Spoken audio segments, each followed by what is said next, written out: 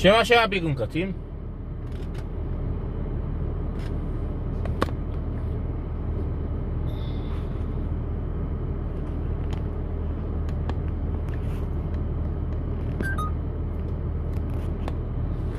Szybka zmiana planów, jedziemy na Zurich. Kurde, dawno w Zurichu nie byłem, a te zawody dopiero jutro się rozpoczynają. Także jutro tutaj przyjedziemy, tak stwierdziłem. A tą noc spędzimy w Zurichu, bo zobaczyłem u takiej dziewczyny, którą obserwuję na Instagramie, że jest jakaś, kurde, uliczna parada, no impreza w całym Zurichu. Skręć w prawo. To, kurde, Skręć w prawo. jakbym wiedział o tym wcześniej, to bym od razu się na Zurich kierował, a tak to się muszę teraz wracać. 110 km muszę jechać. Ale zobaczymy, może będzie warto. Skręć w prawo. Bo tutaj jest za nudno dla mnie. To jutro przyjedziemy na zawody. Prześpimy się tu nockę. Zrelacjonuję wam 2 pierwsze dni. Ale kurde, nie mogę przegapić. Jest weekend, jest impreza w Zurichu. Za 500 metrów. Jadę zobaczyć, o co tam chodzi. Także tą noc spędzimy w Zurichu, a po imprezie przyjedziemy od razu tutaj, nie?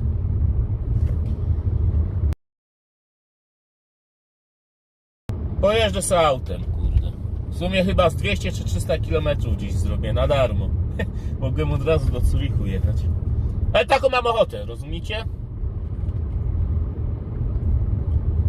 Tak mi się zachciało. I tak robię. Wiele się was pytało o zgodę.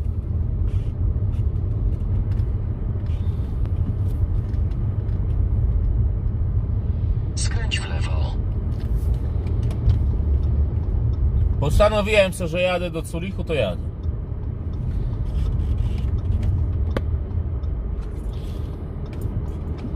Zobaczymy, co to za impreza, co tam się będzie działo w tym Zurichu.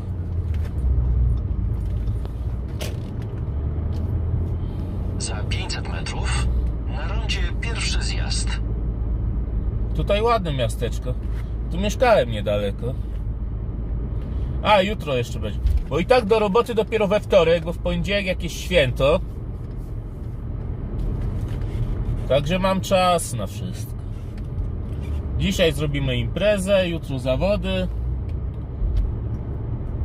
W poniedziałek wrócimy na hotel, na chatę.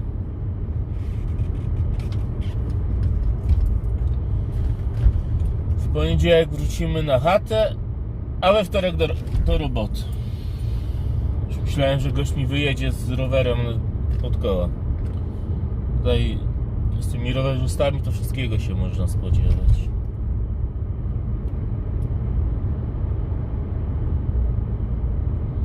Tutaj jest jeszcze dobra restauracja z kebabami. Nie mam ochoty iść, ale jutro sobie pójdziemy. Dzisiaj pierdziel. Zjadłem se lody. Takie, jak to się nazywa, włoskie. Za 150 metrów. Na rondzie pierwszy zjazd. Szkoda tylko tej drogi, ale przynajmniej przetestowałem Audicę. Audica spala 7,5 litra na trasie. Takiej szwajcarskiej. Za 400 metrów. Na rondzie drugi zjazd. Wiadomo, w Niemczech to byłoby inne spalanie.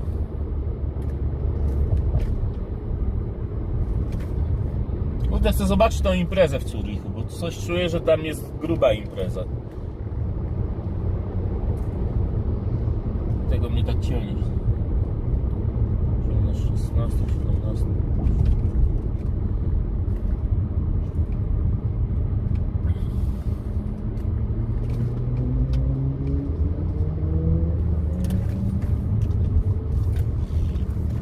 Za 300 metrów.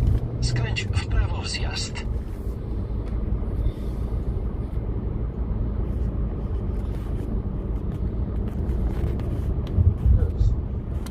At that time, all I seemed to really care about was chasing girls. So fuck it. I decided to start a blog about my crazy dating life. Skręć w prawo w zjazd.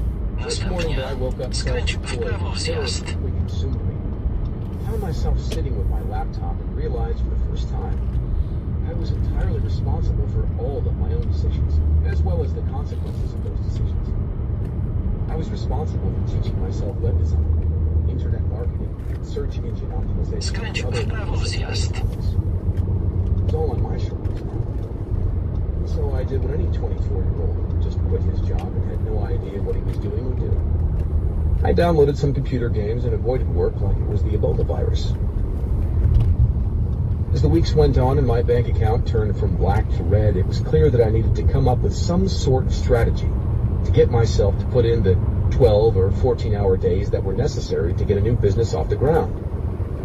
That plan came from an unexpected place. When I was in high school, my math teacher, Mr. Packwood, used to say, "If you're stuck on a problem, don't sit there and think about it. Just start working on it. Even if you don't know what you're doing, the simple act of working on it will eventually cause the right ideas to show up in your head." During that early self-employment period when I struggled every day, completely clueless about what to do and terrified at the results, or lack thereof, Mr. Packwood's advice started beckoning me from the recesses of my mind. I heard it like a mantra. Don't just sit there. Do something. The answers will follow.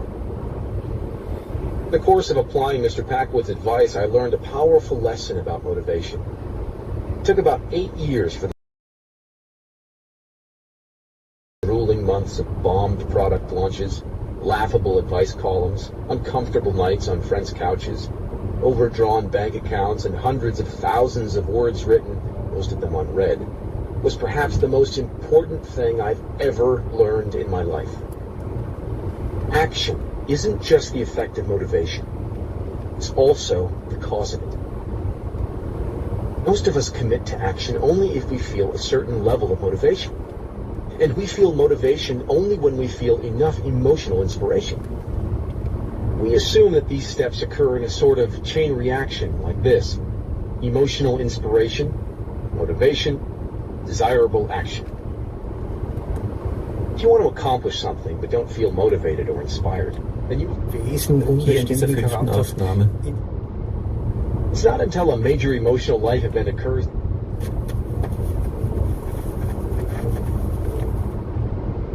The thing about motivation is that Kurs, der da endlich zum Zug kommt. Ja, also 5. muss ich auch sagen, das war tatsächlich. motivation, action, inspiration, action, etc. If you want to accomplish something but don't feel motivated or inspired, then you assume you're just screwed. The life event occurs that you can generate enough motivation to actually get off the couch and do something. The thing about motivation is that it's not only a 3-part chain, but an endless loop. Inspiration, motivation, action. Inspiration, motivation, action, etc. Your actions create further emotional reactions and inspirations, and move on to actions. Taking advantage of this knowledge, we can actually reorient our mindset in the following way: action, inspiration, motivation. If you lack the motivation to make an important change in your life, do something, anything really, and then harness the reaction to that action as a way to begin motivating yourself. I call this the do something principle. After using it myself to build my perplexed by their own VCR questions. How do I apply for a job? Or how do I tell this guy I want to be his girlfriend? And the like. During the first couple of years I worked for myself, entire weeks would go by without my accomplishing much, for no other reason than that I was anxious and stressed about what I had to do, and it was too easy to put everything off. I quickly learned, though, that forcing myself to do something, even the most menial of tasks, quickly made the larger tasks seem much easier. If I had to redesign an entire website, I'd force myself to sit down and would say, okay, I'll just design the header right now. But